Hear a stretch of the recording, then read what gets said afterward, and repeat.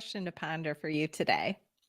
Is the story you're telling yourself impacting your communication and ultimately your relationships and your leadership? So, I think back to this very funny story that happened years ago. My boys were younger, middle school, high school age, and we met with a photographer in this really cool space where you could feed birds from your hand. And so, yes, we did all the poses, but all out in nature, very cool. But part of it was putting birdseed in our hand and standing there very calmly and letting birds come and eat right out of our hand. And the funny part was when we got the pictures back, they were hilarious. I did not have the capacity to stay calm while a bird ate from my hand. My two boys and my husband, on the other hand, look like Disney princes. They were so calm and regal looking. My pictures pretty much look like and so, every single one, I just wasn't able, and it got me thinking about our nonverbals. So, obviously, the verbals going through my mind, I'm not a poker player, obviously, we're like, "Oh my gosh, I can't believe it, I'm so excited," and I'm a little bit freaked out. Uh, Whereas my 2 boys and my husband were like, "This is really cool, I'm so calm while this tiny little creature eats from my hand." But that's what happens with our nonverbals. Most of our communication, as you know, more than 90% is our nonverbals. So it's really important to pay attention to the stories that we tell ourselves in our mind before we speak. So a lot of my coaching is around communication. It's how we build relationships, it's how we lead, all of those things. And I never start with, here's what you say. Is that part of it? Yes, I can give you words to say, phrases. Lots of times I have people stop. Can you say that again? I want to write that down. I love the way you said that. But ultimately, it begins with, more importantly, what we're saying in our head before that. So I'm going to ask you to think for a minute about the words that go through your head, the stories you tell yourself about circumstances that you're in, relationships, the part that you play. There will be patterns. And sometimes we don't think about it, but I want you to think about it. So, are you the victim or the victor in the stories that you tell about the things that happen to you? Are you constantly frustrated or are you joyful and excited? Are you positive versus negative?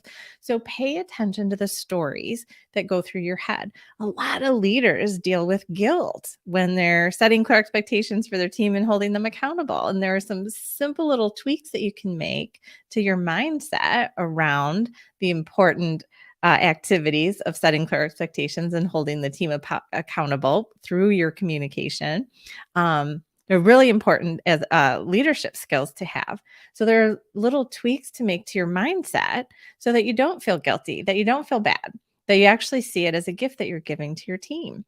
So this week, super simply, for our Live and Lead for Impact, I'm just going to ask you to think about, are the words and the stories going through your head empowering, uplifting, positive, hopeful, or are they something else?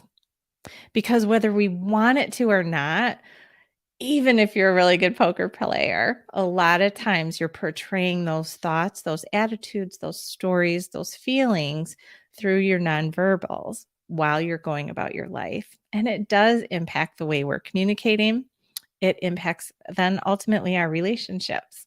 And so if you want to get to a place where you're living and leading for impact, making your bigger, bolder impact, I want you to start with the mindset, what's going through your head.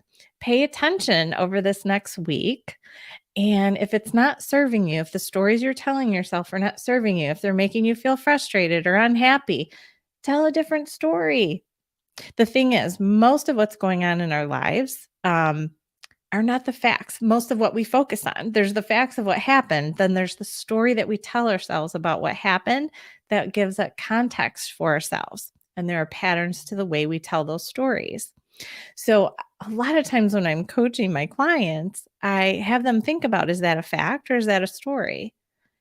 If it's the story and it's not serving you, shift the story.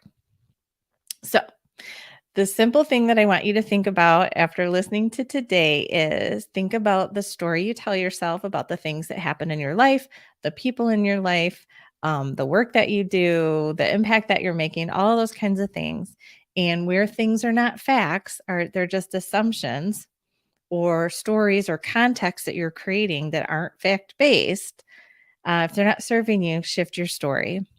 The person who's frustrating you, maybe they're hilarious instead of frustrating.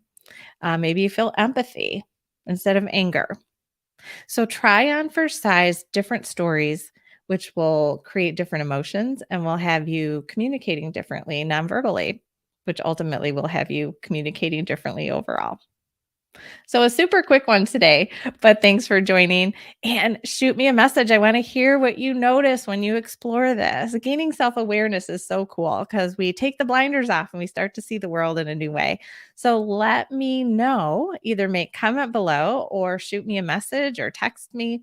I would love to hear any aha moments that you have when you start thinking about the patterns in the stories that you tell yourself. All right. And of course, you can always grab a spot on my calendar. I didn't even introduce myself today. I'm Kirsten Ross Vogel, 30 years, your team performance pro. I am here to help you make your bigger, bolder impact. Grab a spot on my calendar. You can do that by going to focusforwardcoaching.com/book call. Grab 30 minutes. Let's chat, create some strategies, and talk some next steps for you. All right. Thanks. Make it a great day. Thanks for listening. Bye.